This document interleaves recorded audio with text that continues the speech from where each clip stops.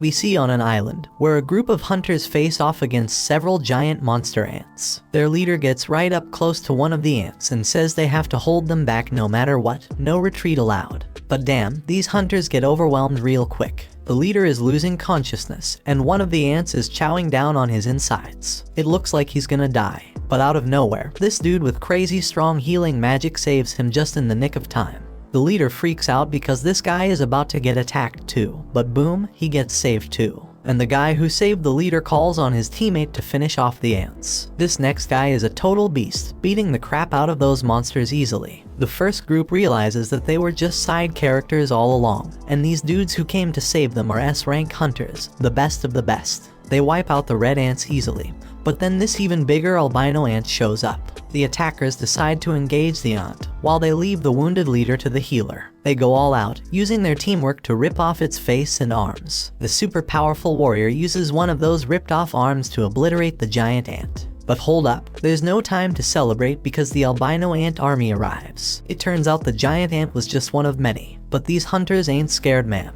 The mage guy powers up his lightning, and the brute dude goes into full-on Hulk mode, ripping his clothes apart with his massive muscles. You can see their crazy fight from the city, where this other guy named Choi is relieved they made it in time. Choi's got his hands full because the city's got a serious ant problem too. But he handles it like a boss and lights it up with some serious flames, leaving only the colorless ones. And he's got a team of exterminators to help him out. We then learn that over 10 years ago, portals that could connect to a different dimension suddenly appeared in the world. And guess what? All types of monsters come from the portal. Only folks with special powers, called hunters, can fight them off. The hunters are ranked based on their magical abilities, from S rank being the highest to E rank being the lowest. But here's the kicker, once their powers awaken, they can't get any stronger, no matter how hard they try. 3 years have gone by, and that construction site is now a dungeon raid spot. We see this dude grabbing some drink before he heads in, and one of his friends calls out to him. He's surprised to see him there since he heard that Park quit being a hunter. That was true, but then the economy smacked him in the face after his wife got pregnant a second time. So the dude needed to make a ton of cash real quick, and a dungeon raid seemed like the perfect way to do it. We see that our hero has arrived. His name is Jinwoo. He recently joined the group, but they've already nicknamed him the weakest hunter ever. He greets everyone as he walks in, so Park asks why everyone seems to know him, thinking maybe he's some super strong hunter, but it's the complete opposite.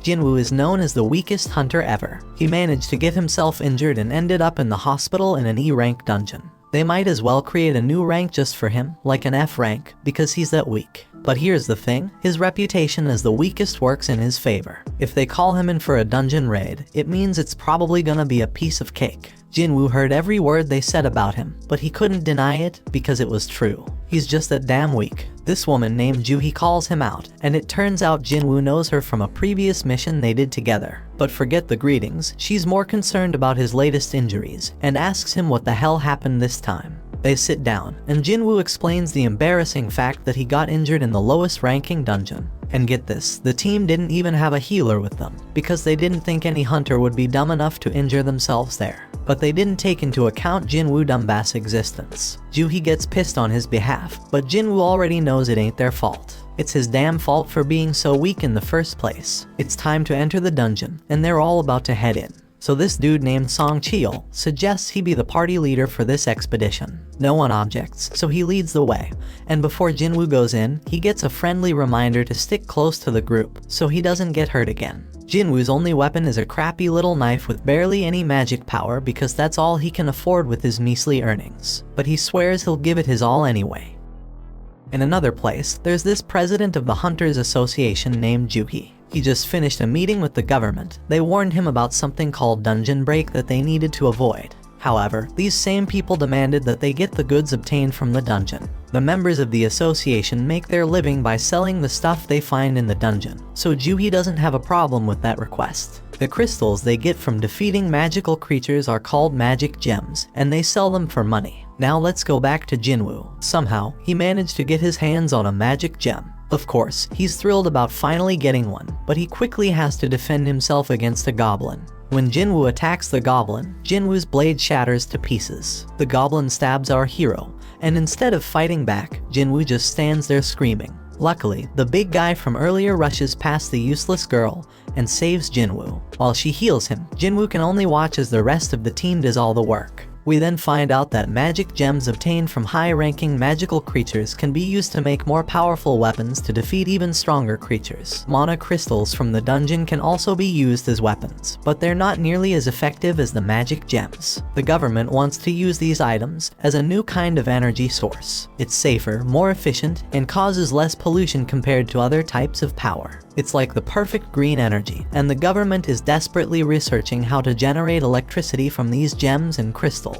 Since these items can only come from the dungeon, hunters become incredibly valuable. Meanwhile, back in the dungeon, the team celebrates their victory after defeating the dungeon boss. Jinwoo must be the weakest person ever because he took a beating and Jinwoo is still healing him. She wonders why he even became a hunter if he's always getting injured, and thinks he's gonna meet his end one day. Jinwoo apologizes, but his words don't mean much and she's just worried about him. Everyone gets their share of the spoils from the battle, but there weren't many mana crystals, so they won't make much money. Jinwoo starts to doubt himself and feels disappointed to have only gotten a measly E-rank gem. He starts questioning if it's even worth risking his life for. One guy on the team calls everyone's attention to a huge hole, and they all gather around to figure out what the heck it is. Looks like a cave, but they're in a dungeon, so it's more likely to be a double dungeon. It's rare, but they've heard of it before, and their suspicion is confirmed, because they've already taken down the dungeon boss, yet the place hasn't started closing like a regular dungeon would. It seems like there's more loot to be grabbed deeper inside. Now Song Cheol tries to be the voice of reason and suggests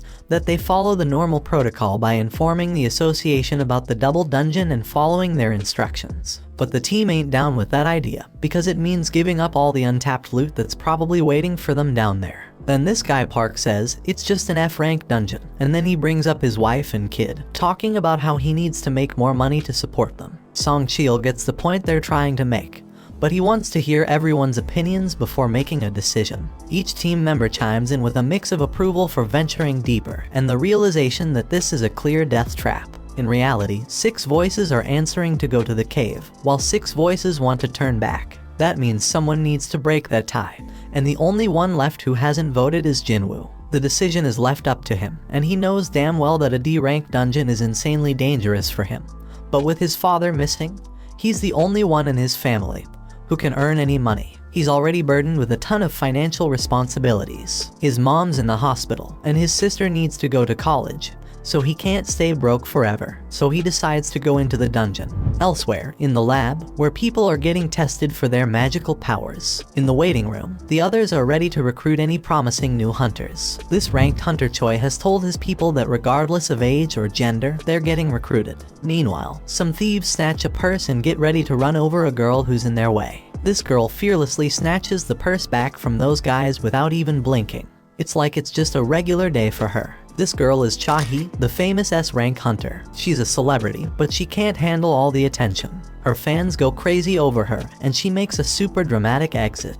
Back in the dungeon, the party has been walking for 40 minutes now, and they haven't found anything valuable yet. And the portal to a dungeon closes after an hour, so they only have another 20 minutes before they're out of time completely. Jinwoo says sorry to Joo-hee for making her come along because of his vote, but she's more pissed about how he doesn't worry more about his own life. If he had been stabbed just a bit higher, he'd be dead. And on top of that, she had a hard time healing his hands and feet. She keeps scolding him, and he realizes that it's only because of the B-rank healer that he can survive. Jinwoo feels sorry, so she suggests that buying her a meal would be a good apology. Our boy is taken aback by her forwardness, but before they can continue their discussion, the team discovers the boss's room. It's unusual to find such massive doors, so something feels off. Kim refuses to leave empty-handed and is determined to enter, with the others joining him. Meanwhile, in the city, a group of hunters are going through an orientation where they watch a video of Gunhee. He explains that the dungeon portal has been around for over 10 years, and there are still many mysteries within. Being a hunter is dangerous, even for the most experienced ones, so they must always be cautious during a raid mission. They can't afford to be arrogant, and the main key to survival is extreme caution. However, this group in the dungeon seems to have completely forgotten those words and is entering a mysterious, dangerous, and unexplored room. These guys act very naturally, as if they're on some amusement park ride, as they've never seen a dungeon like this before. The statues look ancient, and at least 100 years old. Jinwoo is fixated on the biggest one, and Joohee starts feeling uneasy due to the eerie silence. Everyone wonders where the boss is, and Song Chil stares at something that looks like a magic circle on the floor. His attention is drawn to a tablet with ancient writings, containing commandments about worshipping some god. But Song is more concerned about something else. Joohee is certain she saw the giant statue's eyes move as if it was looking right at them. Jinwoo thinks she's just losing her mind, but everyone is shocked when the door suddenly slams shut. One dude on the team, who didn't even want to come in the first place, realizes something's off and tries to bail. But out of nowhere, one of the statues slices off half his body in an instant. Everyone loses their minds, because not only did someone just die, they got taken out so damn fast that nobody stands a chance against that power. Our boy turns his gaze back to the main statue, hoping that it doesn't move as well, but to his horror, it looks back at him. We take a peek into Jinwoo's past. The dude's been through some serious life or death situations. In his first mission, he got separated from his crew and attacked. Another time, he damn near starved to death while trapped in a maze. He's even been injured by some weak magic beast and ended up in the hospital for weeks. Even the lowest ranked, crappiest dungeons pose a real threat to this guy. Most hunters collect gems and sell them to buy better weapons, which they use to take down tougher beasts and earn bigger rewards. But not Jinwoo. He's stuck with a cheap little knife, and if that thing ever breaks during a fight, he's left fighting barehanded. His clothes are all raggedy with holes in them. He constantly gets mocked by others. He is stuck in this dangerous job that barely pays the bills. His only way to survive is by finding clever tricks and studying every little detail around him. Fast forward to the present, Jinwoo senses the danger oozing out of the giant statue, but he can't warn the others in time. That giant shoots out a massive beam from its eyes, causing chaos and destruction. The team is freaked out, unable to wrap their heads around what's going on. Joohee's trembling in fear, and his buddy Jinwoo is wondering how the hell things ended up like this. They're trapped with no way out, and even if Jinwoo gets lucky this time, he knows deep down he's gonna end up dead sooner or later. But our boy wished to catch the One Piece episode before he died. Song Chil tells everyone to stay put because the statue will strike again if they move. Jinwoo is too terrified to move, and Song thanks Jinwoo for his earlier warning, when he shouts for everyone to get down because he saved them all. Song is a seriously tough dude, and Jinwoo is shocked to see that he's missing an arm.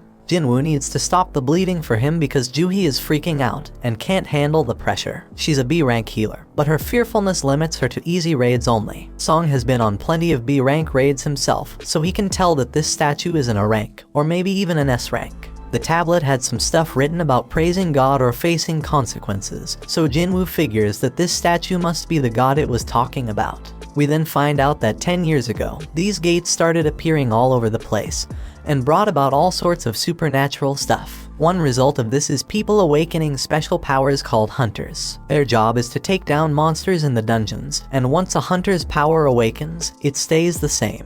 At school, Jinwoo's sister tells some girl about how her brother always ends up getting hurt. This girl can't believe that Jinwoo is a hunter and says she'd be a better hunter than him. Back in the dungeon, Song wants to come up with a plan to escape, but this one man gets impatient. He just signed up with some famous guild and doesn't want to die now. This guy is confident that his insane speed will get him out of there. He does have some crazy speed as he takes off running, but the statue disintegrates him, leaving only his fast feet behind. That makes it clear that this statue could wipe them all out in a heartbeat if it wanted to, and it could do it easily. So why doesn't it? Jinwoo realizes it must have something to do with the first command, which is to worship God. Jinwoo gets up, having come up with an idea, and gets a determined look on his face. Song is worried, but amazed to see that Jinwoo hasn't given up on surviving this mess, judging by the fire in his eyes. Jinwoo locks eyes with the statue and manages to prevent it from attacking at the very last moment. Our boy figures something out and tells everyone to bow down.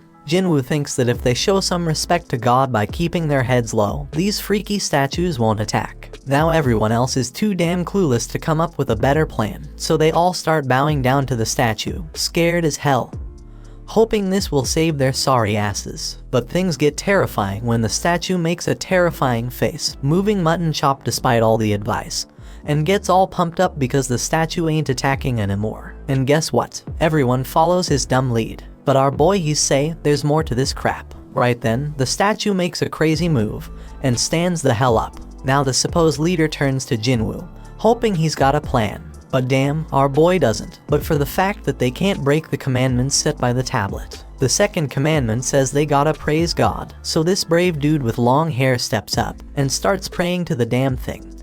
Everyone thinks it's working as the monster slows down, but Jinwoo knows better and reveals that the dude's words don't apply to this god. But boom, the statue stomps the poor guy, and everyone loses their minds. It's straight up chaos. Some random girl gets crushed, and everyone decides it's best to scatter. Park's thinking about his family, and how he can't leave them fatherless, but he makes the wrong move and gets sliced up by another statue. Meanwhile, Jinwoo's hauling ass with Juhi, racking his brain for a way to praise this messed up god. I mean, this monster's practically the devil, so how the hell do you come up with something to praise about it? But our hero knows he can't just ditch Juhi because everyone around them is dropping like flies. Jinwoo's freaking out, searching for any damn clue. He's checking out everything these statues are holding. Then he gets an idea and tells everyone to head to the statues that are holding instruments. So everyone follows his lead, and it becomes clear that these statues don't attack. Instead, they start playing their damn instruments. But when our boy gets to his statue, it's not playing any music, so he figures it doesn't work with two people.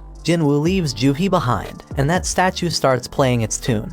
He hauls ass to find his statue, but damn, he nearly gets crushed. And then someone screams because Jinwoo's landed his sorry ass in front of the wrong goddamn statue. It slams its shield right on top of him, and Juhi goes nuts, screaming for Jinwoo. Our boy is still kicking, but he's in really bad shape, determined as hell not to give up. But damn, that giant's ready to finish him off for good. Jinwoo ain't ready to bite the dust, though even as that massive mofo stomps its foot down our boy. But guess what? Just in the nick of time, a statue starts singing, and we see Jinwoo made it to that statue just in the nick of time. He finally gets what it means to praise God, and the giant statue takes a chill pill and sits its ass down. Jinwoo tells Juhi he's fine, but she's shocked to see his foot ripped off. He tries to assure her he'll be alright, but she ain't having it. She's dead set on healing him, but her own body starts giving up on her. Everybody's in shock seeing how that goddamn raid went straight to hell. Some dude even tells Song that losing his arm was karma for leading them down this messed up path as their leader. Others think that's a bit too harsh, but Song takes full responsibility. But Jinwoo's way smarter than all these fools, because he knows there's no time for fighting because there's still one commandment left. Right then and there, the giant raises an altar smack in the middle of the room. Jinwoo knows them well from the legends, where they're used for offering treasure and sacrifices to the gods. The third commandment was all about proving your faith in God. Kim figures the sacrifice gotta be someone's life, and he couldn't think of a better candidate than their leader. They've all seen their teammates die, and Song's the one to blame. So Song steps up to that altar, but Jinwoo points out it ain't all his fault, since they all voted to come down there. Then fire pops up as Song approaches the altar, and he asks Jinwoo if there's something else he gotta do. Our boy, being the smartest and bravest of them all, asks the others to help him get to the altar so he can check it out. Jinwoo ain't thinking nothing bad's gonna happen to them, so they get him there, and what do they find? And they find that more flames appear. Song keeps pressing Jinwoo for answers, but he ain't come up with any yet. Song explains the gate's been open for a whole damn week, so the statues are about to start moving again before anyone comes to rescue them. Jinwoo remembers how it takes a full 7 days for a gate to open wide open, and that's called the dungeon break. When that happens, their beasts can cross over to our side. The main goal of these raids is to defeat the dungeon boss and shut the gate down before that time's up. So if they can't beat this boss right now, that damn giant's gonna come barging into our world, and that shit's straight up terrifying. Back in their world, Jinna goes to see Jinwoo's mom, and they start chatting. But damn, their mom is in really bad shape. In the dungeon, Jinwoo tells the scaredy cats of the group to come over to the altar. He predicts that they need a flame for each person. Once they do it, more flames pop up, and the damn door opens wide. They're all freaking out, thinking it might be a trap. And to their surprise, the other statues start moving towards them. Everyone is panicking, but Jinwoo keeps his cool and starts analyzing the situation. This freaking genius is something else. He tells everyone to keep their eyes on the statues because they won't move if we're watching them. Everyone follows his orders, and shockingly it works. Everyone's doing their best to keep their eyes on those terrifying statues, but then this one chick gives in to fear and tries to haul ass toward the door. As soon as she crosses the circle, her flame goes out, but she manages to make it out the damn door. Song Cheol can't figure out what the hell is happening. The door closed a bit, but the girl made it out alright. He thought we were supposed to stay in the circle, so naturally, he turned to Jinwoo for answers. Jinwoo's just as confused, but he starts analyzing everything again. Those blue flames have been burning out over time. One of the fire ones went out when that girl escaped. The first order was to revere, the second was to praise, and the third was to prove our faith. Jinwoo is damn sure that the door must be a trap. This situation is dangerous as hell, and it's messing with our heads, giving us false hope. It makes him wonder if this is some test of our faith in this god. Jinwoo gets thrown to the ground as the next dumbass decides to make a run for it, and the same shit happens. His flame goes out, the door closes a bit more, and he seems to escape. Kim starts thinking about leaving too, but Jinwoo warns everyone not to move. If anyone else leaves, we won't have enough eyes on the statues to keep them from moving. He reminds everyone that as long as we keep our eyes on those statues and stay put, we'll be safe. Jinwoo shows off his deduction skills once again, saying that the blue flames are like a damn timer, and when they're all gone, we can leave. Kim points out that there's also a chance we'll get trapped when the timer runs out. He admits he didn't expect Jinwoo, the weakest member, to achieve this amount of success. They're only alive thanks to him, but Kim's got a family waiting for him, and he doesn't want to die. He just wants to make it home, and can't risk Jinwoo being wrong. Kim says sorry and bolts out the door. Our boy won't have enough eyes to keep tabs on all these damn statues. Those statues start moving again. Jinwoo ain't about to bite the dust here though. Things are worse than ever, but he reminds himself that he's pulled through tough situations before. But damn, things are worse than ever now. But Song Cheol shockingly tells Jinwoo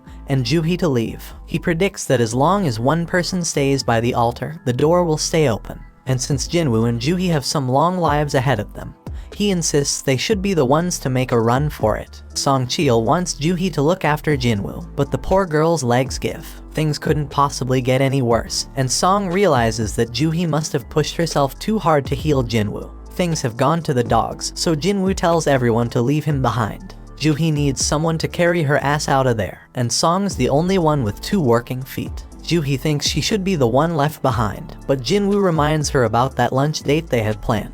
He hands her his gem so she can treat herself to a meal, and promises to get the change when they all make it out of this dungeon. Juhee won't ditch him, but Song apologizes and knocks her out. They're running out of time. He apologizes to Jinwoo too, and bolts with Juhee to safety. Our boy can at least find comfort in knowing he's the only one who's gotta bite it, and his only regret is not having a better damn life insurance policy. Our hero grabs hold of a sword, dead set on taking one of these statues down with him. He tells them to bring it on. Those statues go full savage mode, ripping into him as he fights tooth and nail to stay alive. Jinwoo thinks about how he has always been the weakest. He's constantly getting mocked for it, but he's always given it his all. These damn statues ain't letting up, they chop off his arm, and Jinwoo screams in pure agony. He's angry because it doesn't have to end this way after he poured his heart and soul into trying to become stronger. But these statues keep inflicting more pain, and thrash him about further. But despite all the setbacks, he can't help but think about how he gave everything he had to make it this far. He's a fighter, even with just a sliver of life left in him. He's got this burning desire to let out a scream of pure anger, but he can't even do that as he is stabbed through the chest. Jinwoo's on the brink of death, but you can feel the rage coursing through his veins. He starts reflecting on how the first few people who ran away were just weaklings. They claimed they couldn't handle it anymore, but deep down, they were just selfish. Those fools were only looking out for themselves, and it's always the most selfish jerks who end up benefiting the most. That thought fuels Jinwoo's rage even further. He's got a family too. All he wants is to make it back home alive, just like those lucky ones before him. The pain is unbearable, and he starts wondering if it's a good thing that he's the only one who has to die. In his battered state, Jinwoo's mind starts wandering, and he realizes what a hypocrite he's been. He's struggling to catch his breath, desperately clinging to life. He doesn't want to die, but the final attack comes crashing down on him, and our boy wishes he could have one more shot. And just when it seems like it's all over, the final blue flame goes out, and this mysterious notification pops up out of nowhere. It turns out he's completed some secret quest called Courage of the Weak. It's offering him the opportunity to become a player. The catch is if he doesn't accept, the player's heart will stop in a fraction of a second, so no choice, and he hits that yes damn button. Right at that moment, Jinwoo wakes up in the damn hospital, and he's straight up shocked to find out that he's still got his damn arm. He remembers getting dismembered and all, but here he is, with his leg intact too. No sign of getting stabbed in the chest either, so he starts thinking, was that all just a crazy dream? And just when he's pondering this, some dude named Woo rolls up and introduces himself as the manager of the Hunter Association surveillance team. And that purple-haired dude, yeah, his name's Kang, but they ain't saying why they are there. They do reveal that Jinwoo was unconscious for 3 straight days. And get this, Joohee and Song ain't dead either. Song lost his arm though, so he might have to peace out as a hunter. Joohee's all sorts of messed up mentally, so she's getting psychiatric care. But it doesn't look too good, bro, so she's probably not gonna continue as a hunter. Only 6 peeps made it out alive from that crazy double dungeon they stumbled upon.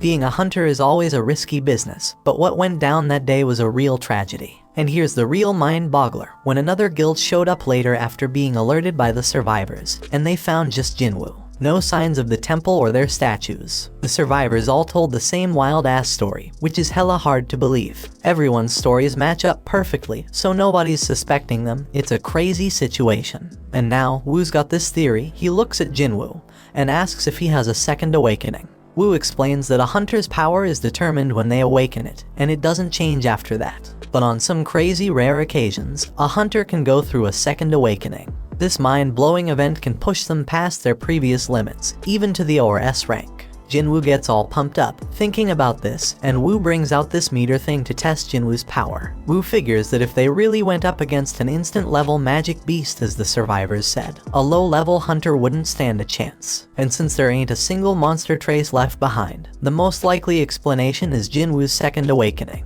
Jinwoo's hyped as hell to hear the results of his mana test. But damn, the results ain't looking good. Woo admits they messed up, and they leave. Turns out Jinwoo only scores a lousy 10 on the test. Even E-rankers usually get at least 70. A score of 10 puts Jinwoo in civilian territory. And to top it off, the dungeon just vanished, so they can't even investigate how Jinwoo pulled off survival. Jinwoo's bummed out by the whole damn thing, but he can't help but wonder why those guys didn't ask about the freaking thing floating in the air. He's freaking out, wondering if he's the only one who can see this, and then he realizes it's like a touch screen or something. Jinwoo remembers getting a message about becoming a player, but his sister interrupts his thoughts. She's all worried about him, so he apologizes and asks if she can see the panel. She can't see it, so he asks if she knows how opening messages in games usually work. Jinna thinks he's gone nuts, but our boy reminds her she used to be a gamer. She gives him the obvious answer, saying he just needs to check his inbox. Right then, a notification pops up saying Jinwoo has a daily quest, which is all about strength training.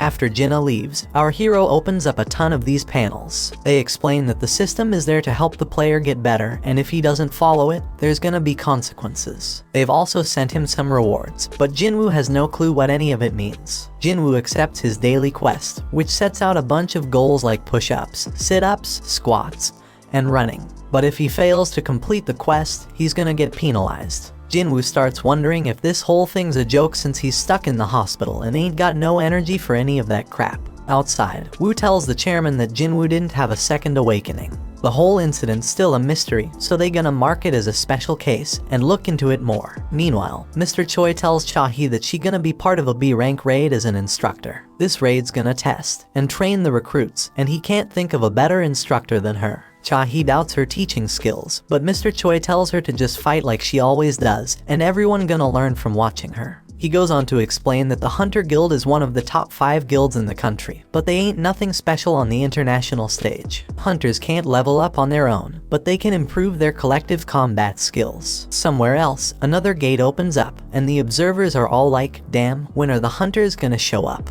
At the freaking hospital, Jinwoo falls asleep as the clock reaches midnight. Then a damn notification pops up, saying he didn't finish his quest, and suddenly the ground starts shaking like crazy. Jinwoo is frigging terrified when he finds himself in the middle of a damn desert, and to make things worse, there's this giant creepy caterpillar monster right in front of him. But suddenly another notification pops up, saying he's got a penalty quest, and he's gotta survive for 4 freaking hours. Back at the hospital, the nurses are all like, where the hell is Jinwoo? Because he's nowhere to be found. Little do they know our hero is stuck in some other dimension, running for his damn life. The giant caterpillar thing is closing in on him, and he's like, oh shit, because there's more than one of them. And if that ain't bad enough, Jinwoo still has 2 hours to get his ass back to the hospital. The nurses keep searching for him, they are all worried. Meanwhile, poor Jinwoo is running his ass off, knowing he's running out of time. The caterpillars are getting closer and closer, but just as the clock hits the deadline, Jinwoo finds himself back at the hospital.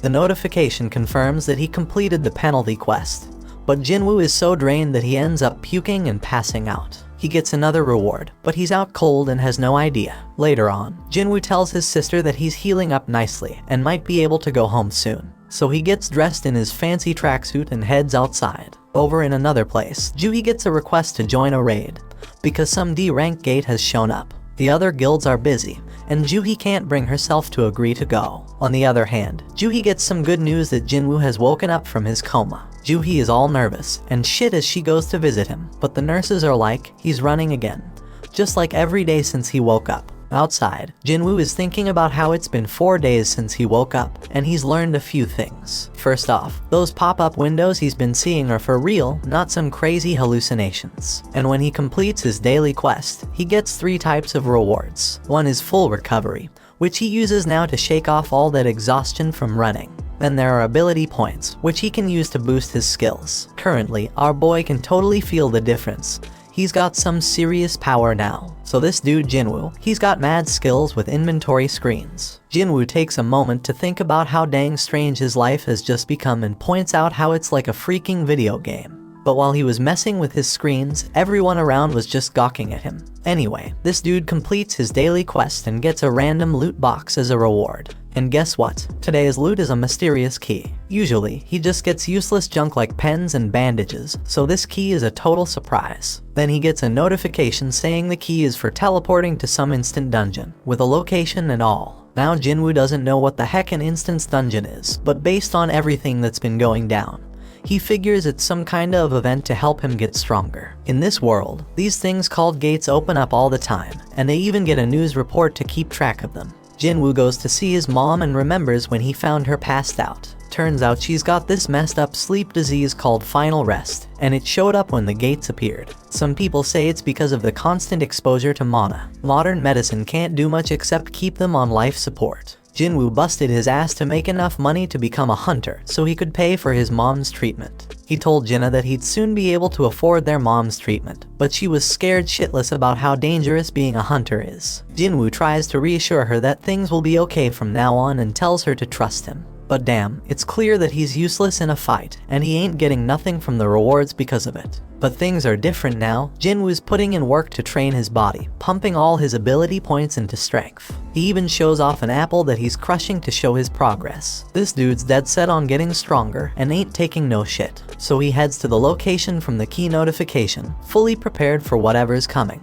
And if shit gets too real like it did in that raid, he'll just haul ass and run away. When Jinwoo pulls out his key, bam, a freaking keyhole appears out of nowhere. Jinwoo uses the key to unlock it, and boom, a mysterious gate shows up. So he walks through it, and guess what? A notification pops up saying he's in an instance dungeon. The exit's sealed off, but regular folks don't even notice it. Turns out this place is like a whole other dimension, and these instance dungeons ain't like your regular dungeons. He thinks it's kinda like a red gate, but he ain't got much info on those since he's never been in one. Jinwoo realizes he can't just run like he planned, and then another notification pops up. It says the only way out of this joint is by beating the boss or using a teleportation stone. Jinwoo's couldn't even take down an E-rank beast before, and now I gotta clear a whole instance dungeon all by myself. He wonders if he's really up for it, but he figures he ain't got no choice, so he starts making his way through. But damn, Jinwoo's confidence starts to fade real quickly. And it ain't without reason, because a bunch of goblins show up right in front of him. Jinwoo gets a flashback of when he got stabbed, and these goblins come at him. These little suckers are relentless, they're swinging and charging like crazy, but Jinwoo's doing a good job dodging and blocking them. But damn, he gets overwhelmed eventually. But you know what? Jinwoo gets pissed off and straight up stabs one of those goblins. He's feeling more confident after that, so he takes out the other two like it's nothing. Jinwoo can tell he's getting stronger, but out of nowhere, this beast shows up. It shatters his freaking dagger like it's made of glass. Jinwoo can sense this monster is way stronger than the goblins. As this creature stares him down, his legs freeze up. He's thinking, what the hell? Am I scared? Because he didn't think he was traumatized from the raid. But his legs keep trembling, and this monster starts its attack. Jinwoo barely dodges it, but it manages to scratch him. He ain't got no healer with him, so if he gets injured again, game over for him. This monster lets out a howl and charges straight at Jinwoo.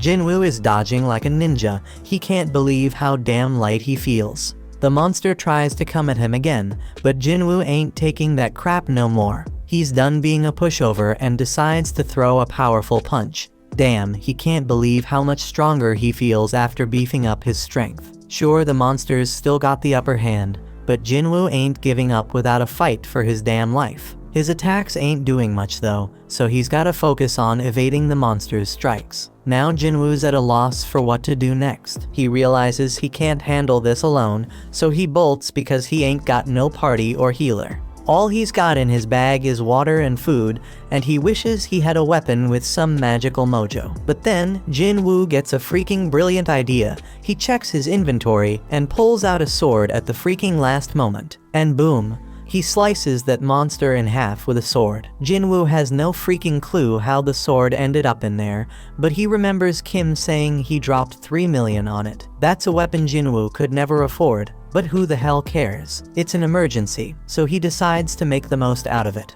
The pain from the fight is starting to fade, but then 2 more of these damn monsters show up. Jinwoo ain't scared anymore though, because he got his weapon. But damn, the sword gets stuck. He's panicking, desperately trying to yank it out while the monsters close in. Just in the nick of time, he manages to free it. Jinwoo kicks one of the wolves away, but damn, the other one's got some steel fangs.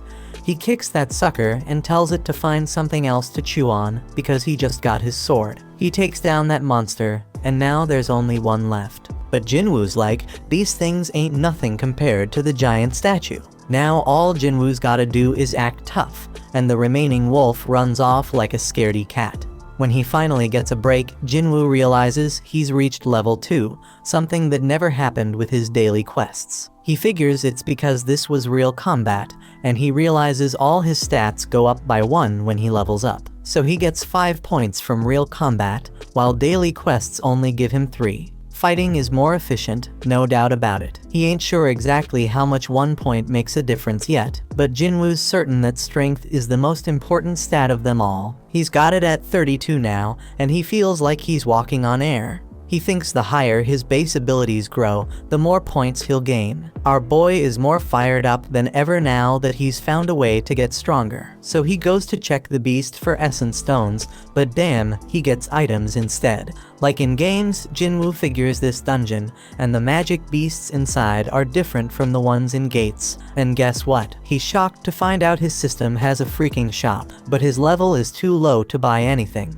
At least he can sell stuff though. The dude manages to get 20 gold from a tooth. Jinwoo ain't sure how much that's worth, but he remembers he's in an E-rank dungeon, so it probably ain't much. Now Jinwoo's thinking about what he's gotta do next. He can't bounce until he beats the boss, and he ain't got a clue where to find a teleportation stone. To make things worse, if he stays too long, he'll run out of food. He knows damn well he can't take down a boss right now, even if it's just E-rank, so he's wondering if he should level up first. Right then, Jinwoo's mind gets blown when a whole pack of wolves shows up. Jinwoo tells himself not to be scared because he already knows what dying feels like. This time, he charges straight at them wolves and starts slicing them up like a meat. Jinwoo promises he ain't going down easy, but he knows them wolves ain't gonna give up either. This dude's getting a little crazy because he wants the fight to last and be intense. He just wants to get stronger, so he's gonna follow all them ridiculous rules from the system. Jinwoo chops through all the monsters and notifications pop up everywhere like crazy. When he's done, he gets a final notification saying he's now the wolf assassin. Outside, some folks walk by a portal, and they wish the damn city would do something about it already. Inside the dungeon, Jinwoo's dead tired, and he realizes his sword's about to give out. Just then, he gets a notification explaining the perks of being a wolf assassin. Jinwoo gets a 40% boost to all his abilities when fighting animal-type monsters. And guess what? When he checks his inventory, he finds a whole bunch of fangs and a cloak. But here's the real kicker. He also finds a teleportation stone. Jinwoo thinks about using it to bail, but he hesitates because he might never get this easy of a chance to get stronger again. He's got no clue what's gonna happen to this dungeon when he leaves. It might just vanish into thin air. It could be like some limited time event in a game and vanishing without a trace. Faced with this tough decision, Jinwoo decides to keep moving forward. Meanwhile, Juhee gets a call from the Hunter Association saying there's been a dungeon break at a gate nearby. They're running low on healers, so they need her help. Juhee feels guilty because she turned them down before, but now she's like, damn, Jinwoo worked his ass off, I gotta step up. While Jinwoo's still fighting in the dungeon, he realizes the higher his level gets, the easier it is to kick monster ass. Plus, the text describing them starts changing colors. White means they're weak as hell, orange means they're on par with him, and red means they're seriously strong. Those wolves that were red before, now they're white. That means Jinwoo has seriously leveled up like he's become a beast. Jinwoo knows there's this one monster lurking downstairs that he can't mess with at his current level. His perception skills are on point now, and he can feel something straight up terrifying down there. This monster is so damn powerful, it's giving him mad goosebumps. Jinwoo's sword is almost done, and he ain't see any more room for leveling up in this area. But his whole goal is to get stronger, so Jinwoo decides to just go down the damn stairs. When he reaches the bottom, bam, something attacks him with lightning speed, and he barely has time to react.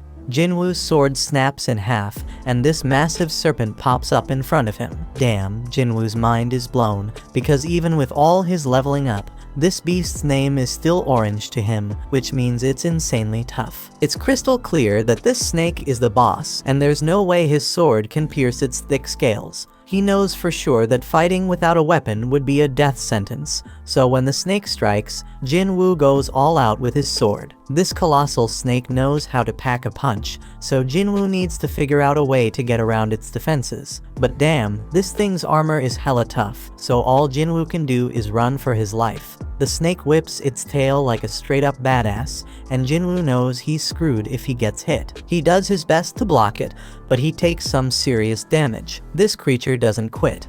Jinwoo gets tossed around like a rag doll, and he even has a train launched at him. Our boy thought he had gotten stronger, but it wasn't enough. The train barely misses crushing him, and Jinwoo starts questioning himself. How much stronger does he gotta get before he stops being the laughingstock? He remembers when people called him the weakest hunter ever, and it hits him hard. Song was the one who spilled the beans, and he pumped up Jinwoo to prove them all wrong. As this snake straight up overwhelms him with its crazy power, tossing him into a whole new area, Jinwoo has an epiphany. He got stuck with that nickname because he was weak, the same reason he got mocked. Jinwoo takes a second look and realizes that those with mad strength always have the upper hand in any situation. But the powerless ones ain't got nothing to do around the strong except shake in fear and stand around like losers. The weaklings always get looked down upon. You might be smart, creative, and caring, but when you face some serious strength, none of that's gonna save your sorry ass. Jinwoo figures out that being kind won't get him anywhere, so he's gotta toughen up. With this newfound determination, Jinwoo straight up jumps on that snake. The ferocious monster throws him off,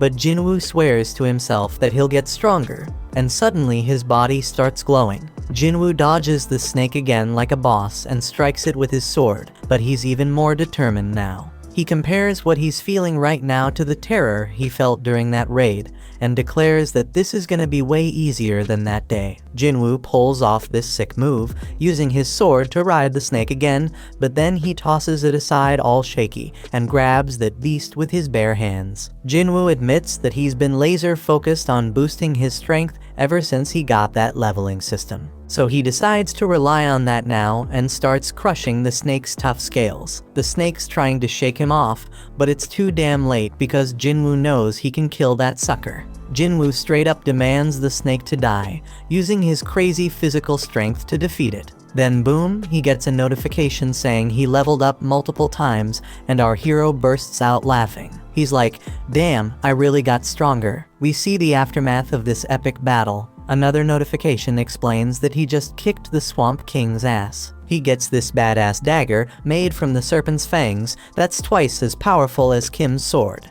It even has paralysis and drain effects, oh, and he also gets this toxic potion that'll make his skin tough as nails, but mess up his muscles permanently. Now the dungeon turns into a train station, and Jinwoo realizes he beat the whole damn thing by himself. He's walking around with his broken sword, but there's nobody in sight. Some soldier tells Jinwoo to find shelter, but he quickly figures out that Jinwoo is a hunter. The soldier's like, my bad, let's go kick some ass together. There are monsters all over the place, so Jinwoo figures it must have been a dungeon break, and some magic beast came out of a portal. The soldier says they handled most of the situation, but there's still one huge badass monster left. Jinwoo's perception ability has gone through the roof, and he can sense where the boss is. We see this massive golem wrecking shit, and the people are scared as hell it's gonna get worse. The hunters are struggling to fight it, and the leader tells the healers to focus on keeping their tank alive.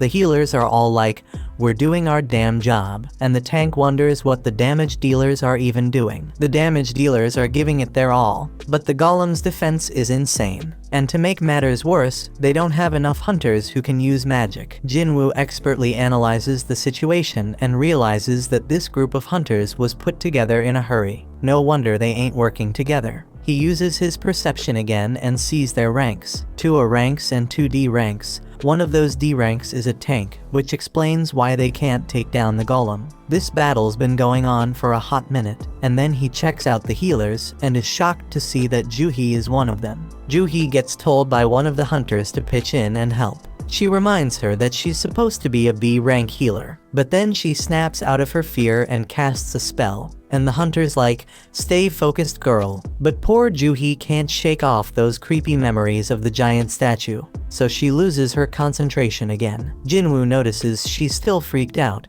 but he doesn't blame her, because he's feeling the same way. Then it hits him that things have actually changed. This golem is a weak-ass D rank boss, way weaker than the one he just fought. The hunters start freaking out because they're losing the battle real quick, and they realize they ain't got a chance without a higher ranked hunter. That's when Jinwoo gears up for an attack and figures out that they can take down the golem if they can just break through its defenses. Jinwoo plans to lend them a hand by using an attack strong enough to pierce through the stone. Jinwoo hurls his busted sword with so much force that it straight up shatters the golem's shield, and the hunters start wailing at it. They barely lay a finger on it and manage to bring it down. They can't believe they actually did it, but the tank guy ain't convinced. He's all like, "None of our attacks were doing squat before. What the hell broke that thing's defense?" He's dead certain it wasn't any of them because they couldn't even scratch the damn thing. Then he spots the sword lying nearby and puts 2 and 2 together. He realized that this sword was the reason, but couldn't believe it. I mean, this was a boss-level golem that even 10 hunters couldn't touch, and now it's taken down by some old beat-up sword. He asks if anyone saw who threw the sword. The soldier explains that it was the fisherman they brought with him. But here's the kicker: the hunter's gone missing, and the tank stares in utter disbelief. This person had some next-level power, and he couldn't help but wonder how high-ranked this mysterious hunter was. Jinwoo dipped out of the area to keep his power on the down low, and he's like, "I didn't think one attack would do that much damage." Our hero might not even realize the extent of his power, because he figures the monster must have been seriously messed up before he struck. The battle's done, and Juhee's wondering if it was Jinwoo who came through in the clutch. Some time passes, and we see the nurses at the hospital gossiping about Jinwoo's rank. They're all talking about how he looks pretty average, but damn, that dude is seriously ripped. In Jinwoo's room, our boy is grinding hard, hustling through his daily workout routine. These thirsty nurses won't shut up about him. They can't even believe how fast he's transformed. One poor nurse straight up falls for Jinwoo when she catches him post-workout, and she can't stop staring at his ripped body. Today's the day Jinwoo bounces out of the hospital, so this desperate nurse asks for his digit. But Jinwoo ain't all there yet, still stuck on the fact that he thinks she just wants to send him test results after he's released. On the news, we catch up with Beak, that S-rank hunter who took down the giant ants. He's one of only 7 S-rank hunters in the country and gives us a glimpse into the life of a top hunter. He breaks it down, saying he's gotta train like a beast every day when he ain't raiding dungeons. Even the smallest mistake could lead to his buddies getting hurt, so he gotta stay sharp, no doubt. Gina notices that Jinwoo is now seriously ripped and has even grown taller. Jinwoo reminds his scatterbrained sister to grab an umbrella for school and sees her off. When he's alone, Jinwoo figures he can hit his run later and wonders if these fresh gains are because of his boosted stats. He figures if he keeps this pace up, he could become a massive bodybuilder. Jinwoo starts thinking about where to allocate the new stats he just got. Dude's sitting at level 18 now. He's now level 18. He knows that strength increases his damage, but he also knows it's pointless if he can't land a hit. Besides vitality, perception, and agility, he also got this intellect stat. He figures it's gotta be something to do with magic, but he ain't sure if he needs that. Jinwoo makes up his mind and dumps all his points into strength and perception. Right then, Jinwoo gets a call from his landlord, who's reminding him that he hasn't paid last month's rent. Lucky for our hero, he's gotten way stronger, and taking down goblins is a piece of cake now. That means making cash is easier, but there's one issue. To rake in the big bucks, he gotta tackle higher level gates, but ain't nobody letting an E-rank hunter through those doors. Jinwoo thinks about getting his rank reevaluated, but that's a huge risk. Reawakenings are mad rare, and ain't nobody has ever seen a hunter level up and keep getting stronger as he can. Jinwoo decides to keep his powers under wraps for now until he can defend himself and figure out more about what he can do. Then out of the blue, Jinwoo is shocked by a job listing and bolts off. The dude's hustling with his daily training to score some reward, and he links up with this hunter named Hung. Hung apologizes to Jinwoo because his crew thinks he's the weakest hunter ever, but Jinwoo plays it cool and lies, saying they ain't wrong. Hung explains they're heading into a C-rank dungeon, but they need at least 8 people to enter. They need Jinwoo to meet that quota, even if he's just an E rank, but Jinwoo ain't gonna do any fighting. Hung's like, you won't get no rewards either, but we'll hook you up with 2 million yuan. Our hero peeps the situation and sees they have 4 C rankers and 2 D rankers. Jinwoo agrees to join, and Hung explains that his gig will be to carry supplies. They must not have a healer because they gotta haul med stuff. Hung adds that it's tough for independent parties to snag healers. Jinwoo's a bit worried because this party's full of tanks and damage dealers, but he's like, screw it, I'll sign the contract anyways. A 20-year-old D-rank hunter named Leo was introduced, and Jinwoo figures he must come from a loaded family given his fancy gear. Leo wonders if Jinwoo can handle lugging around all the heavy supplies, but Jinwoo assures him he'll be fine. Leo has no clue that Jinwoo's a beast, and he's tripping if Jinwoo can handle carrying all that heavy crap.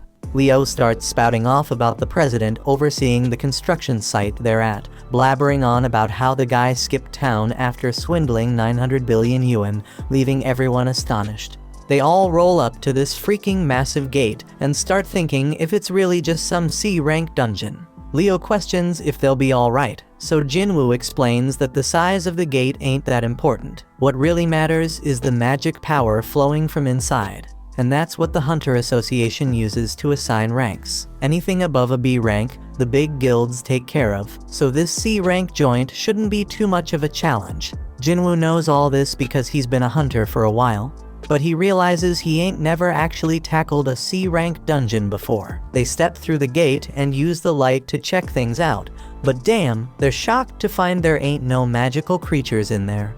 Most dungeons are lit up with glowstones, but this one's pitch black. The darkness reminds Jinwoo of the entrance to that temple, so he starts telling Leo about all sorts of stones. There are these essence stones that hunters nab from magic beasts, mana stones that can be mined from dungeons, and glow stones that light up the damn caves. Jinwoo shuts down that chatty kid real quick and spills the beans about some crazy magic beasts lurking in this dungeon. They're keeping a low profile for now, but our boy's got a hunch. He figures these beasts are like bugs and tells everyone. Everyone freaks out when they realize they're stuck in an ant's nest and can hear those monsters getting closer.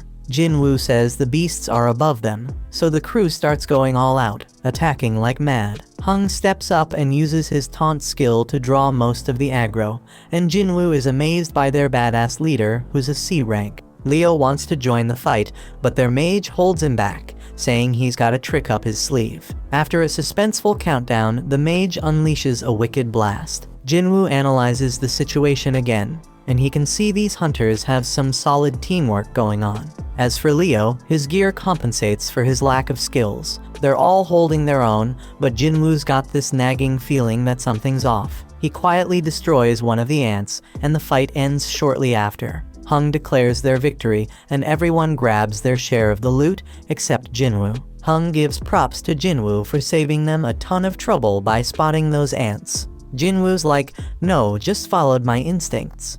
But then Hung noticed that some of the ants were messed up, and it wasn't from swords or magic. He thinks maybe some other magic beast got to them, but that would mean there's something even stronger lurking around here. Several ants were torn to shreds, so Hung wondered what could be big enough to take them down. Leo spills the beans about how his pops hooked him up with a bunch of sick gear for his first raid, and Jinwoo's stoked to hear that. He ain't sure why yet, but he tells Leo they gotta be extra careful. Over in another spot, a dude working out gets startled by a loud noise of destruction. But don't trip, someone tells him to chill because it's just their guild master training, and turns out it's Beak. This dude is a beast, and the kid's jaw drops when he sees Beak smash through a massive stone with just one hit. Beak doesn't even flinch, and says it wasn't even a good warm-up. Back in the dungeon, Leo's still worried about Jinwoo carrying everything. But Jinwoo's like, no man, getting paid to not fight? That's a sweet deal. But deep down, our boy's thinking might be too good to be true. He does some more thinking and realizes this crew is battle-tested, but ain't got no healer. Plus, they needed more members to meet the party quota. The group gets worried because they've covered a ton of ground in the dungeon, but haven't come across a single healthy critter. The dungeon boss gotta be alive though, because the gate would have closed if it wasn't. They stumble upon a bunch of webs and figure out that the boss's lair must be through that tunnel. They go through the tunnel and damn, they find a crazy load of mana crystals. Now these crystals ain't as valuable as essence stones, but we're talking at least 1 billion worth of crystals. One of the hunters even says that Hung's brother would be hella jealous of this find, but they shut him down real quick. Hung's got some hidden motive, they think, because his brother can't always be right. Hung ain't about to play second fiddle to his bro, so he's gonna use this massive haul as his own personal strike team training ground. Now Leo is the legal whiz, so he takes a look at Jinwoo's contract and spots something fishy. He tells Hung that the contract only says Jinwoo ain't getting a cut of the battle drops, but mana crystals ain't battle drops. That means they gotta split their findings 8 ways instead of 7. Hung all smiles and agrees, but he reminds them that the dungeon boss is nearby. They gotta defeat that boss to close the gate, so they gotta haul those mana crystals out before they take on the spider boss. Lucky for them though, the spider's snoozing. But Hung flips out on one of the hunters because they forgot to bring the transport gear. Hung tells Leo and Jinwoo to chillax while they go fetch the gear, and he assures them that the spider won't wake up unless something pisses it off. Hung points out that they're both newbies to C-rank dungeons and tells them to just trust his decision. He's got some business to discuss with his team, so they're gonna take a break too. As they leave, Jinwoo starts analyzing the situation again. He finds it weird that they ain't got any experienced folks to call in and help them meet their quota. From a good distance, we peep at how wicked Hung is. He straight up orders one of his crew to seal off the boss's chamber. The dude follows through, and Leo realizes they got backstabbed. This is exactly what Jinwoo was worried about. He remembers how Song warned him that there are some real crooks in their line of work. Raiding dungeons is no joke. Accidents happen all the time. And in that chaos, crimes can go unnoticed. Ain't no security cameras in these dungeons, so as long as there ain't no survivors, there won't be no evidence. Leo is pissed that these dudes are really willing to throw them under the bus for some mana crystals. He's starting to regret even bringing up the damn contract. But Jinwoo ain't falling for it. They were ready to off them at any moment if they stepped out of line. Now their main concern is the boss that just woke up, and Leo tells Jinwoo to fall back. Jinwoo spots an exit, but he quickly realizes that Hung already knows about it. The spider's wide awake now, and Jinwoo realizes this C-rank beast is on a whole another level. But hold up, our boy ain't about to back down. He takes charge, telling Leo to stay out of the way because he's gonna throw down with this thing. Jinwoo summons his weapon and declares he's gonna beat its ass. When Hung's crew bails out of that dungeon, the mage is all like, why didn't they just take out those 2 newbies themselves? But Hung explains they couldn't risk waking up the spider, because they needed snoozing to grab those sweet mana crystals. He ain't worried though, because some dude with 0 experience, and the weakest hunter ever ain't got no chance against that spider. The plan is to wait for the spider to chow down on them and pass out again. They can't go in guns blazing, because it would wake the spider up, but Hung knows about this little path above the cave. Worst case scenario, the spider doesn't pass out after munching on the newbies. If their crew can't nab them mana crystals, their group will at least swipe Leo's gear, which is worth a fortune. Hung and the mage both agree they can't take on the spider themselves, and Hung makes it clear the spider shouldn't be slept on. That boss is straight up deadly, and it's just a matter of time before those newbies get smoked. Inside the dungeon, Leo tries to talk Jinwoo out of fighting the boss, because only a B-rank hunter could take down a C-rank dungeon boss solo. Even an elite level C rank wouldn't stand a chance, so Leo thinks they should bounce and find a way out. Jinwoo recognizes that Leo's right. Even though he's had a second awakening and leveled up, he still sees himself as weak. The Golem and Venom bosses were both D ranks, so this spider is on a whole another level. Jinwoo can't explain it, but he ain't feeling any pressure right now. He realizes he must have gotten strong enough to not fear C-rank bosses anymore. He's at level 18 and straight up claims he's got a shot at taking it down. Once he starts attacking that spider, he's like, well, the real hunt begins now. Over in another spot, this big shot named Gotu, the president of the Hunters Association, is exhausted from being stuck in a bunch of boring meetings. His driver offers to spar with him to cheer him up, and Gotu can't say no when a young buck looks up to him. Back in that dungeon, Jinwoo realizes the spider's skin is hella tough. Its attacks pack a crazy punch, and if Jinwoo gets tagged even once, he's a goner for sure. Leo closely watches Jinwoo's movements and instantly figures out that this ain't how no E-rank hunter moves. He's wondering who the hell Jinwoo really is, and starts questioning if he's some fake-ass ranker. Only a handful of hunters can control their magic power enough to purposely get a lower rank. Them folks are called false rankers, and usually they're psychos who get a kick out of killing. Leo's starting to regret going into that dungeon, and Jinwoo realizes he can't even put a dent in that spider's tough hide. Jinwoo's fatigue is skyrocketing, and the dude needs to wrap this fight up real quick. His dagger's got some sick paralysis and drain powers, so he figures that's gonna be his ticket to victory. Jinwoo's gotta target the spider's weak spot with those moves, but damn, he's hella surprised when the spider busts out an acid attack. Jinwoo's gotta close the gap, so he decides to use a cool new skill called Dash. He uses it to smack that spider right in the face, but his dagger's debuffs don't stick. Jinwoo ain't one to throw in the towel though. He decides to keep wailing on that spider as much as he can. Dude's pushing himself harder and harder, but his fatigue catches up to him, and that spider lands a nasty hit. Jinwoo's about to get squashed, but guess what? He remembers he's got a reward left from his daily quest, so he cashes it in and fully recovers. Leo's freaking out, thinking Jinwoo's a goner, but our hero ain't done yet. He lands another hit, and this time he straight up stabs that spider in the eye, getting those dagger debuffs going. Jinwoo ain't wasting this chance, so he stabs that spider over and over, keeping those debuffs going strong.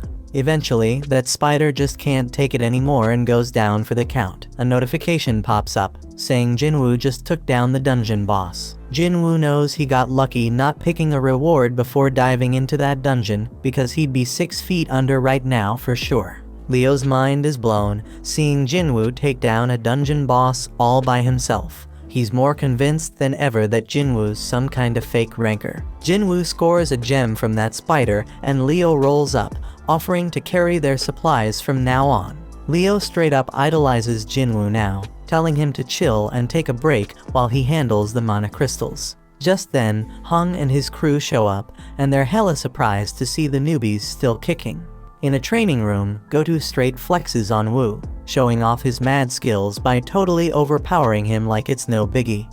Gotu gives props to Woo, saying he feels way better now. Woo's mind is blown that the prez ain't even rusty. Gotu explains he ain't as strong as before, but he can tell Woo's been grinding hard. Woo acknowledges that training can't level up a hunter, but it can level up their skills. Gotu points out that a hunter's gotta be physically and mentally strong, especially in dungeons where you have the worst kind of people lurking. Back in the dungeon, Hung's crew concludes that the newbies only survived because this spider must have been dumb as a rock. They straight up clown the spider for losing to low-level hunters. Hung spills the beans to Leo that he knows Leo's from a rich family, but Leo's like, who cares? That's when Hung drops the bomb and tells Leo he's only getting one chance. He tells Leo to straight up off Jinwoo.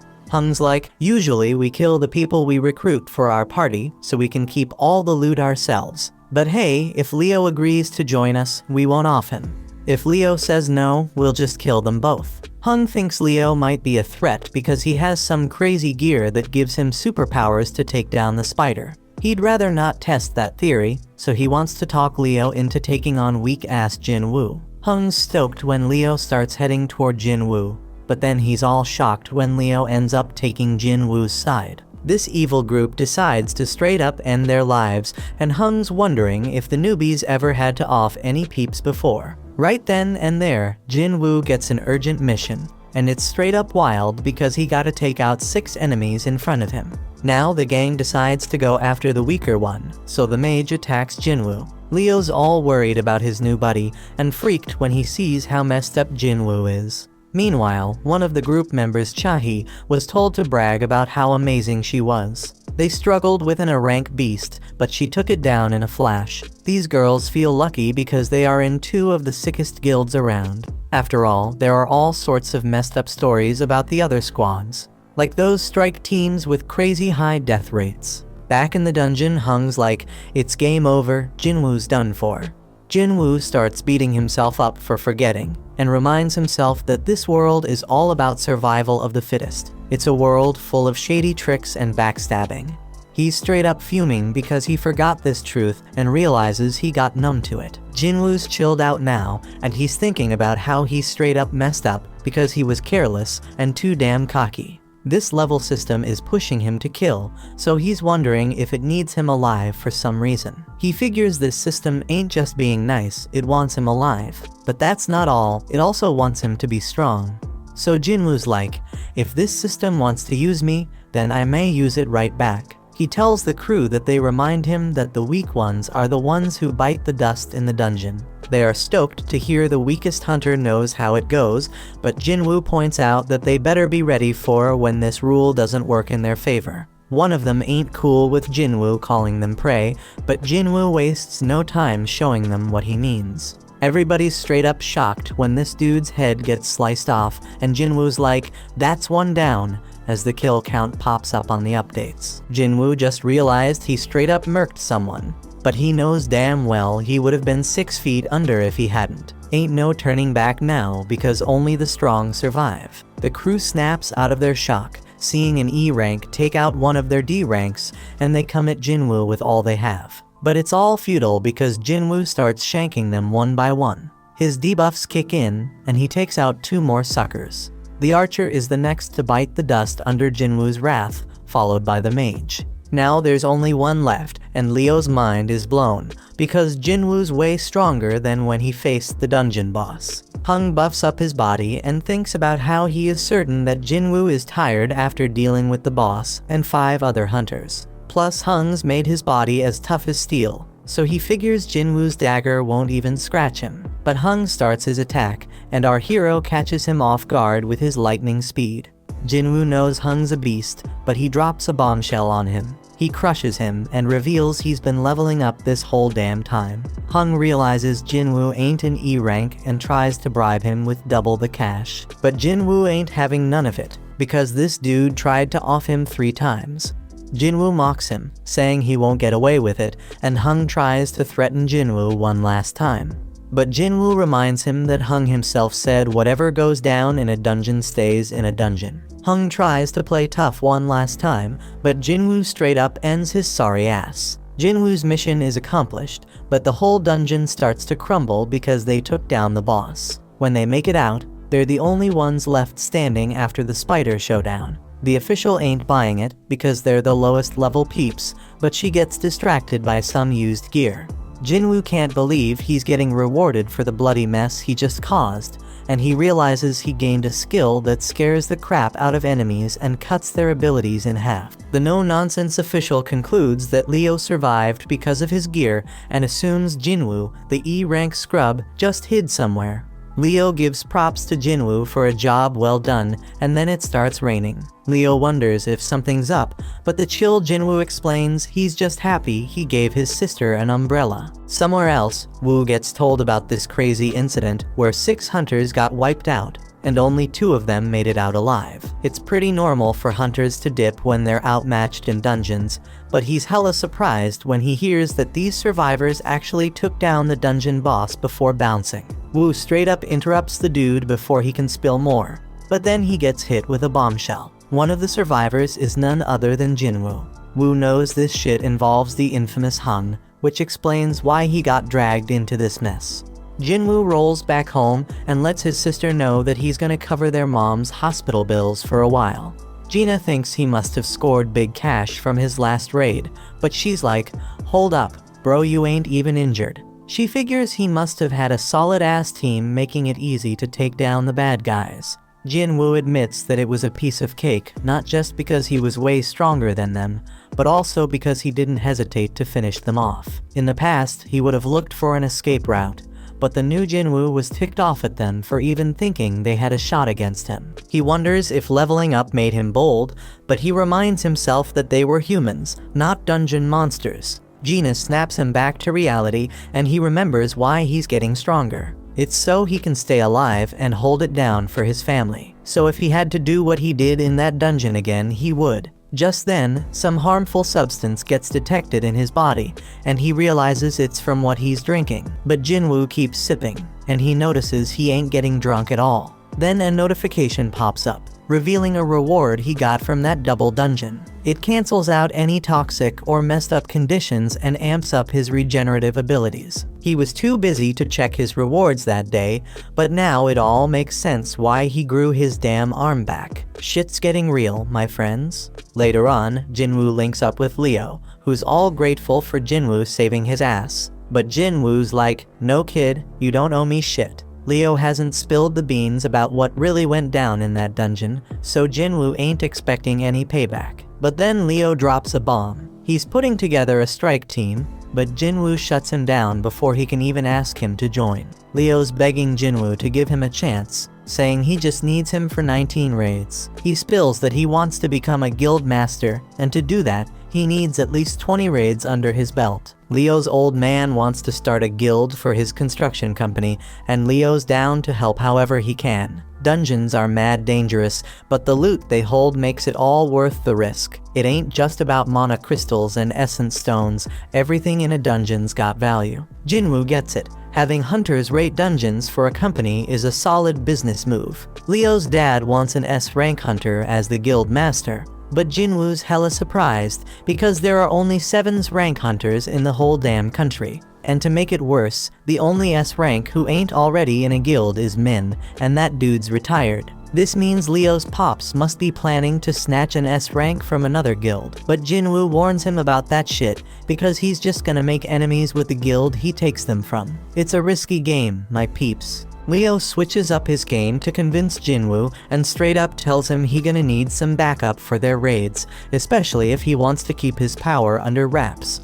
And that's a genius move because it'll be way more convincing to his old man if he succeeds rolling with a low-rank hunter like Jinwoo who's playing pretend. Leo shows Jinwoo the building they're planning to use as the guild headquarters and says it's worth a crazy amount of money, like 30 billion yuan. That's some serious dough, man. Leo wants to give it all to Jinwoo in exchange for his help in completing 19 raids. Jinwoo would have been all over that offer in the past, but things have changed since he became the only dude who can level up. He's dead certain he can reach S rank, or maybe even higher the way things are going. But there's still too much unknown about his powers, and it would be too risky to team up with someone. So Jinwoo shuts it down and declines the offer. Leo ain't ready to give up just yet though. He promises to take Jinwoo's secret to the grave, but one look from Jinwoo sends chills down his spine, and he bounces. Meanwhile, Hung's younger brother Wang is super pissed about his brother's death and demands to know about the 2 survivors. His assistant Laura is straight up shocked when he asks what happens if he kills someone in another country, but she spills the beans anyway.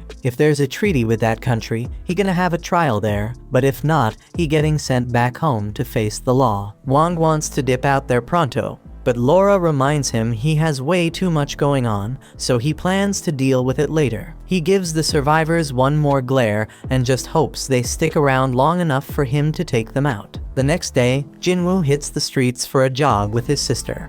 Jinwoo asks her what she'd do if she had a crazy 30 billion yuan, but she can't even imagine what to do with that kind of cash because it's too damn unrealistic. When Jinwoo's flying solo, he notices his system counter keeps ticking even after he hits his goal. Gina catches up to him, but he already made up his mind to test how far that counter goes, so he takes off running again. He figures out it stops at double the goal, and after trying out all the tasks, the daily quest goes undercover. The reward for this gig comes with some straight up random loot boxes, but there's a catch: one's blessed and the other's cursed. Jinwoo ain't playing around, so he decides to roll with the blessed one for the day, and boom, he hits the jackpot. Homeboy scores another key, and it ain't just any key, it's the key to the Demon King's castle, and it is an S-level acquisition. But hold up, because that ain't even the craziest part. This key comes with a bonus ingredients for something called the Elixir of Life. And let me tell you, that's exactly what Jinwoo needed, because this elixir can cure any damn illness. Jinwoo pays a visit to his sick mother, and he knows he ain't got no other choice. He heads to the location, uses the key to open the gate, and he knows damn well this dungeon gonna be tough as nails, on the same level as Jeju Island. Jinwoo starts wondering if he has what it takes to handle this danger, but when a massive gate appears in front of him, he ain't backing down. Inside, flames are engulfing everything, and Jinwoo ain't gonna front, he's scared as hell. But hey, he got his teleportation stone as a backup plan in case things go south. Just then, a freaking giant monster pops up right in front of him. But Jinwoo already made up his mind he gotta get stronger, and he swears he ain't dying in this dungeon. This monster has a red name, meaning it's way stronger than him,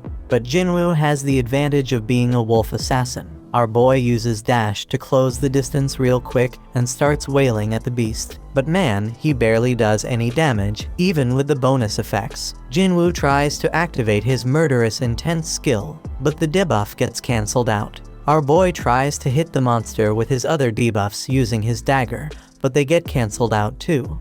This monster is straight up brutal as it tears into Jinwoo, and he's screaming in pain. Damn, homeboy did lose his arm, and his health is dropping like crazy as the beast straight up crushes him. He already lost a third of his life, but it gets even worse, because this beast unleashes its 3-minute rage skill, boosting all its abilities by a freaking 100%. The monster's attacks are coming at Jinwoo too quick for him to dodge, so he ain't got no choice but to use his full recovery reward to grow his arm back. But just when he thinks he's making progress and hurting the beast, turns out he's dead wrong, and he just keeps taking a severe beatdown. Jinwoo's HP keeps dropping as he gets straight up stomped on, but he manages to buy himself a bit of time by kicking dirt at the beast. And damn, his system keeps warning him like crazy, making it crystal clear that it doesn't want him to kick the bucket. The more this keeps happening, the more Jinwoo realizes this ain't your average reawakening. Jinwoo knows he is way over his head now, so he decides to bust out the teleportation stone. But out of nowhere, Cerberus shows up and knocks that stone right out of his hand. Jinwoo's in deep trouble now, because he only got a few more hits before he's done for. The dude's brain is working overtime trying to think of a solution, and just when he's about to lose hope, he remembers he got a shop in his system. He quickly buys 3 healing potions, but here's the catch: they only heal 100 health points each. The poison he gonna face from fighting the snake pops right up in front of him, and he realizes he has no other choice but to give it a shot. Jinwoo chugs that poison like a boss, so the system picks it up as a harmful substance and detoxifies it. It's a complete success because Jinwoo's muscles stay intact, and now he takes 20% less physical damage. Cerberus ain't playing around, and it lands a straight devastating attack on Jinwoo. But Jinwoo ain't giving up just yet, man. Homeboy declares he can still move, and guess what? The 3-minute timer on the monster's rage skill is up. The effects wear off, and now the damage Jinwoo inflicted on its eye starts taking its toll on the beast. Jinwoo seizes the opportunity and starts landing multiple attacks, finally making a dent in that sucker.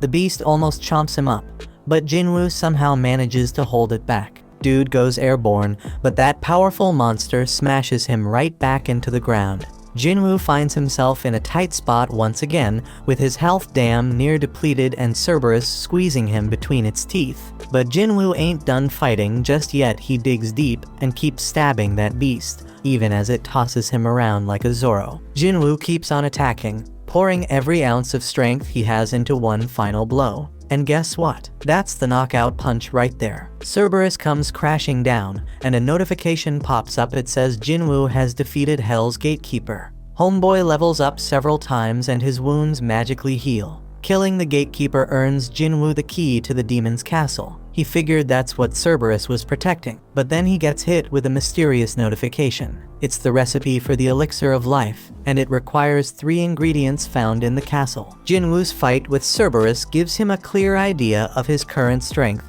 and he realizes something. If he were to venture into the demon's castle right now, he'd be 6 feet under for sure. Jinwoo concludes that he can't do it just yet, but he makes a promise he gonna come back real soon. After that, Jinwoo heads over to see his mom and wonders if he can really cure her eternal sleep disease. He ain't got none of the 3 things he needs for the elixir of life, but at least he knows where to find them. But damn, trying to enter the castle at his current level would straight up lead to his death. That's why he's gotta level up and get stronger, no doubt. To help with that, Jinwoo decides to roll with Leo on the 19C rank raids he was talking about earlier. Jinwoo's got one condition though, and Leo's hella shocked when Jinwoo says they gotta do the raids just the 2 of them. No one else. But Leo says what the hell, because rank C gates require at least 8 team members to enter. But Jinwoo wants them to go with a hung strategy, so they gotta hire enough hunters to meet the quota. Leo's kinda hesitant because it could be risky as hell. But Jinwoo points out that if just the 2 of them can beat 19 raids, that's gonna be mad impressive. And it's all about impressing his old man. Leo agrees to go to hell and says he'll handle everything. In another spot, Chahee's getting her exercise on, running in circles, and taking a sec to gulp down some water and replenish her body's fluids. She ain't playing around because she knows someone's been creeping on her. So this dude named Yoon finally comes out of hiding and introduces himself. On the other side, Leo's dad tells Leo how shit's gone crazy since the gates showed up 10 years ago. The world's infrastructure can't even function no mo without the resources from them dungeons. Only the hunters can get those crucial resources, so they're hella important, and the Hunters Association keeps an eye on them. They oversee a lot of stuff, including managing the gates, but they are not the ones that benefit the most. The guilds are the ones raking in the dough from the dungeons, scooping up the vast majority of their vital resources. They are balling rich, man. We talking about the Hunter Guild, White Tiger Guild, Reaper Guild, Fame Guild, and Knights Guild, the top 5 guilds in the whole country. They got a monopoly on all the profits from their dungeons. But Leo's pops ain't having none of that. He ain't letting it go on like that. He knows they gotta establish their own guild to achieve his goal, straight up. Leo's thinking about how risky it would be to hire some unknown's rank to partner up with his bro. But if his pops picked him as the guild leader instead, that problem could be solved. Over at the park, Jinwoo's doing his own running. Homeboy notices that any extra exercise he does ain't getting counted anymore. That damn cursed loot box he was offered before ain't even an option now. So he pulls out a regular loot box, hoping to find something good, but all he gets is a bingo card. Not what he was hoping for, man. Time goes by and Jinwoo keeps training, but he realizes the 3 points he's getting ain't doing much anymore because he leveled up. Leo still gotta get his shit together before they can enter the C-rank dungeons, but Jinwoo has a realization. If he can get back into that penalty zone, he might be able to take on that centipede he faced before. But he knows the fight might be tougher than he thinks, and there ain't no guarantee he'll get any experience points from it. Just then, Jinwoo gets a notification to join a D-rank mission. But hold up, it's from the Hunters Association, so that means he won't be able to fight solo. Over at some dojo, Song finishes up schooling some kid, teaching him a lesson. The kid's like, "Damn, I wish I fought you when you were at your best." But Song's real with him, saying he can't change the fact that he only has one arm now. Then Song gets a notification to join a raid, and the kid's like, "Why you ain't retired yet?" Song has some messed up memories, and he's missing a major part of his body, so the kid apologizes for making him feel down. Song explains that his prime years are in the past, but he still wants to contribute to society in his remaining time. Over in another spot, we got this kid playing while her scaredy cat dad Kim watches.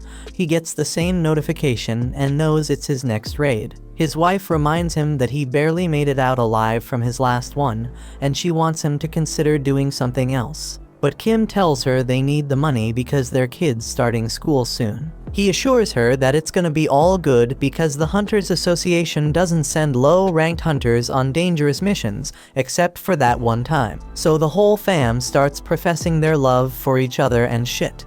In another spot, Beak is straight up pissed about having to do some useless interview, and it only makes him angrier when Mr. Choi tries to butter him up. But he chills out when Choi points out that he's the most fit for the job. Turns out Choi called him to his office to let him know that Yujin Construction is starting its own guild. But Beak already knows all that, so he demands Choi tell him what he's really there for. In Juhee's room, her mom straight up tells her to give up on being a hunter. Juhee's a B-rank hunter, but her mom still thinks she'll just get in everyone's way. She wants Juhee to come home, but that just sets Juhee off. She declares that her mom needs to stop Trina control her life. Juhee says she can make her own decisions and proves it by hanging up on her. Juhee admits she might be in the way, but she still wants to try and get better, and right then, she also gets the notification about the D-rank raid. Back at the office, Chahi walks by Beak and tells Choi that some scout approached her. Turns out it was from Yujin Construction, and they wanted her to be their guild master. But she turned down the offer, though now she's curious about what they talked to Beak about.